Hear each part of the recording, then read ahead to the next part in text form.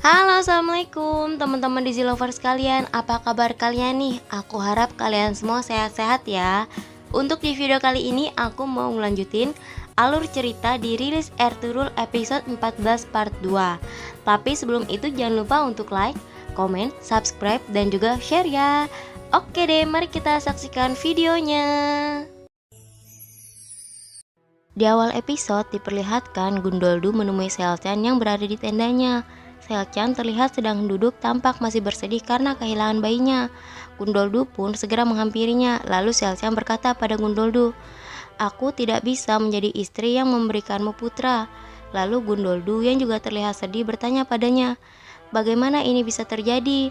Lalu Selchan dengan nafsunya mulai merangkai ceritanya, lalu berkata, "Sementara kita berlatih perang yang harus kita lalui karena adikmu, anak Deli Demir, Aikis membunuh bayimu."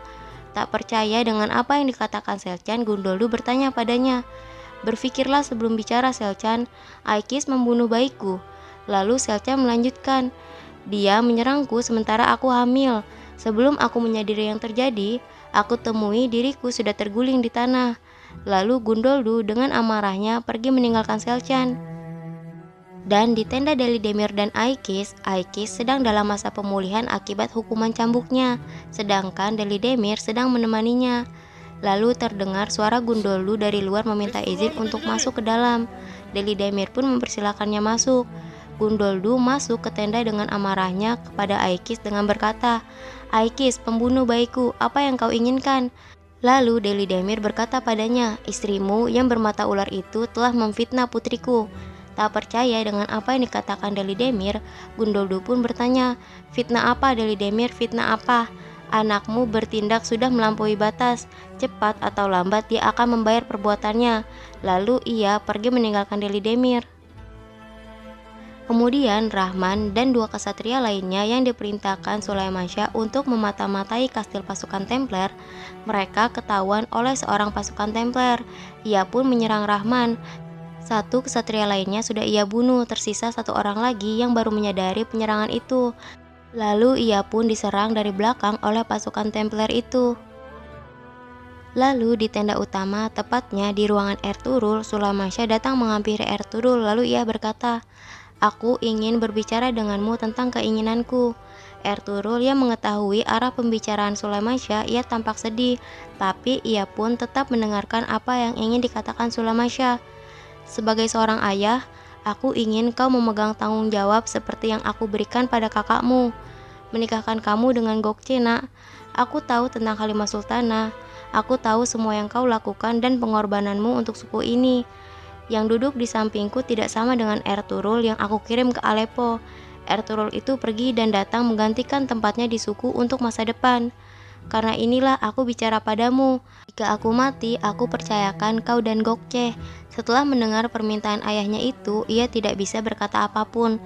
Lalu ia keluar dari ruangan itu tergulai lemah karena menahan kesedihannya itu. Di satu sisi, ia memikirkan kekasihnya dan di sisi lain permintaan ayahnya itu. Kemudian Ertugrul masuk ke dalam kamar Dundar, di mana di sana ada Haimehana yang sedang menjaganya.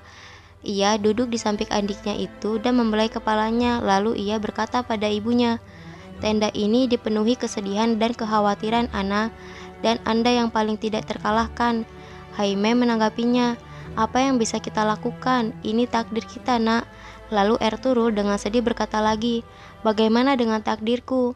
Gadis yang aku cintai mengendarai kuda hitam dan berlari kencang meninggalkanku. Kuda di hatiku hanya memiliki satu pelana, Ana." Haimehana menanggapinya lagi, "Ketika Bey sudah berbicara, ketika seorang ayah sudah berbicara, bahkan seorang pemberani akan jatuh menjadi lemah. Jika waktunya tiba, kau jadi kepala suku, hatimu harus lapang seperti tendamu." Lalu terdengar dari luar seseorang memanggil Ertugrul. Ertugrul pun segera keluar dan ternyata ialah Doan. Doan segera menyampaikan surat yang diberikan pelayan toko padanya. Lalu Doan berkata, "Aku meminta Ilyas menerjemahkannya. Al-Aziz dia membawa Halimah Sultanah ke pondok berburu." Ertugrul tampak sedih mendengar berita itu karena ia mengira Halimah Sultanah telah menikahi Sultan Al-Aziz. Lalu Doan berkata lagi, "Tapi kontrak pernikahan belum ditandatangani. Al-Aziz membawanya dengan paksa. Mendengar informasi bahwa Halimeh belum menikahi Al-Aziz, Ertugrul segera pergi untuk menyelamatkan Halimeh. Haimehana dan Sulaimansyah keluar dari tenda karena mendengar keributan Doan untuk mencegah Ertugrul pergi. Haimeh bertanya, "Doan, apa yang terjadi pada putraku?" Doan pun menjawabnya dengan ragu, "Haimehana, Ertugrul pergi untuk merebut Halimeh Sultana." Mendengar itu, Haimehana dan Sulaimansyah tidak dapat berkata apa-apa lagi. Dan di istana pasukan Templar, Isadora datang ke tempat Mario. Lalu Isadora berkata, "Bicaralah Mario, katakan apa yang harus kamu katakan, cepat." Lalu Mario dengan merasa bersalah berkata pada Isadora, "Ayahmu masih hidup." Isadora yang mendengar itu tampak terkejut. Lalu Mario melanjutkan, "Semua berawal setelah Ibnu Arabi mempengaruhi pikirannya dan ia menjadi muslim." Isadora pun menangis setelah mendengar apa yang dikatakan Mario.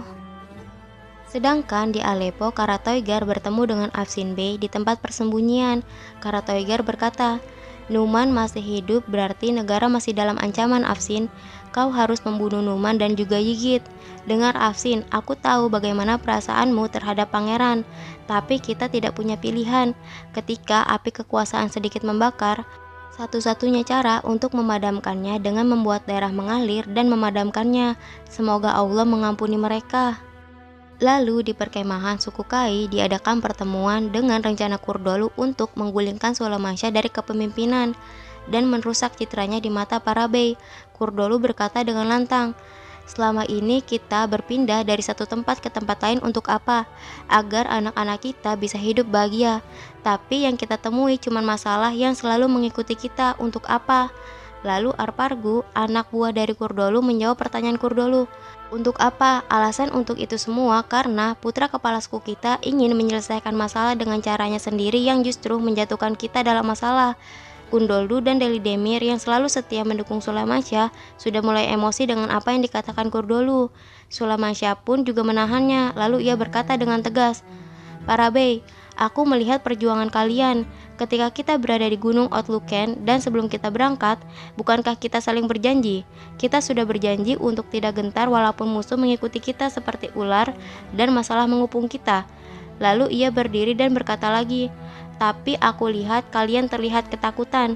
Bagaimana aku mempercayai kalian di peperangan?" Lalu ia meminta pedangnya sambil berkata, "Bagaimana bisa aku berikan pedang dan mengirim kalian ke peperangan? Ada apa ini?"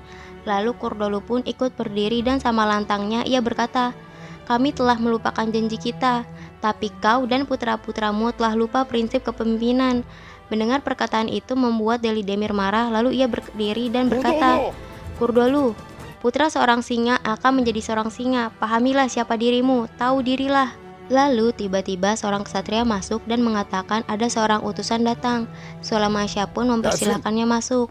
Dengan angkuh, komandan perang Sultan Al-Aziz masuk ke dalam tenda dan berkata, "Sulaiman, waktunya sudah habis. Al-Aziz memerintahkan untuk menghancurkan perkemahan kalian." Mendengar itu, Gundoldu masuk ke dalam sebuah ruangan. Komandan itu berkata lagi, "Aku akan mencabut nyawamu, Sulaimansyah." Pada saat komandan mengatakan itu, Gundoldu keluar dari ruangan itu sambil membentak komandan itu karena telah mengancam ayahnya. Tapi komandan itu terdiam bukan hanya karena bentakan dari Gundoldu, tapi seseorang yang dibawa keluar olehnya, yaitu Sahabetin dan juga komandannya Nasser. Semua yang hadir di sana ikut terkejut dan berdiri. Gundoldu pun melempar Nasser tepat di hadapan komandan itu, lalu menghunuskan belatinya tepat di leher Nasser. Lalu berkata, "Jika kalian memilih untuk melindungi kepala sendiri, pertama kau harus belajar bagaimana bicara pada Sulaimansyah. Ketahuilah, jika kau bicara tentang menghancurkan perkemahan suku Kai, aku akan memotong lehermu. Sekarang pergi dan beritahu Al-Aziz jika kau sangat menginginkan Ertugrul dan Sahabetin, datang dan ambillah sendiri. Cepat pergi." Komandan itu pun pergi meninggalkan perkemahan suku Kai. Dan di Aleppo, Pangeran Numan bertemu dengan Afsin Bey di tempat persembunyian dengan membawa emas yang berlimpah. Afsin Bey bertanya padanya, "Apa ini, Pangeran?" Lalu Pangeran Numan menjawabnya, "Kau akan membagikan emas ke semua suku Turki, Afsin. Jadi mereka tahu apa yang mereka dapat kalau bergabung dengan Pangeran Numan." Lalu Afsin Bey bertanya, "Bagaimana jika mereka menolak, Pangeran?" Pangeran menjawabnya, "Itu tugasmu untuk meyakinkan mereka." Lalu Afsin Bey bertanya lagi, "Ini keputusan finalmu, Pangeran?" Dengan kepercayaan dirinya, Pangeran Numan berkata, "Iya, Afsin Bey." Lalu Afsin Bey memerintahkan temannya untuk masuk dan melakukan hal yang tidak diduga oleh pangeran. Temannya itu memegang tangan Pangeran Numan, lalu ia mengaitkan selai benang dari busur panah ke leher Pangeran Numan dengan berkata, "Pangeran Numan, negara tidak akan memaafkan. Negara kita tidak seperti orang-orang kafir. Negara tidak bisa menerima orang yang mau merebut kekuasaan dengan kebencian di hatinya." Lalu ia menarik tali busur itu hingga Numan tidak dapat bernafas lagi.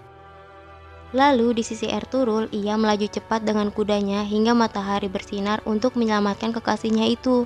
Di perjalanannya, ia teringat percakapan terakhir mereka di tempat persembunyian, di mana Halime berkata pada Ertugrul bahwa ayahnya memaksanya untuk menikahi Al-Aziz, dan ia berkata tidak akan menikahi Al-Aziz. Ia akan menunggu Ertugrul untuk datang dan menyelamatkannya. Sedangkan Halime bersama dengan Sultan Al-Aziz dalam perjalanannya menuju pondok berburu menggunakan kereta kuda dan dikawal oleh beberapa prajurit. Di dalam kereta kuda, Al-Aziz bertanya pada Halime, "Apa yang harus aku lakukan agar aku pantas diterima olehmu?" Dan ternyata terlihat dari kejauhan Ertugrul sudah dapat mengejar rombongan Sultan dan Halime. Ia pun mengikuti mereka dari kejauhan. Halime yang berada di dalam kereta menanggapi ucapan Al-Aziz, "Aku tidak memberi harapan apa-apa kepadamu yang mulia." Al-Aziz menanggapinya, "Kau bilang kalau aku membawa pulang adikmu, kau akan menikahiku."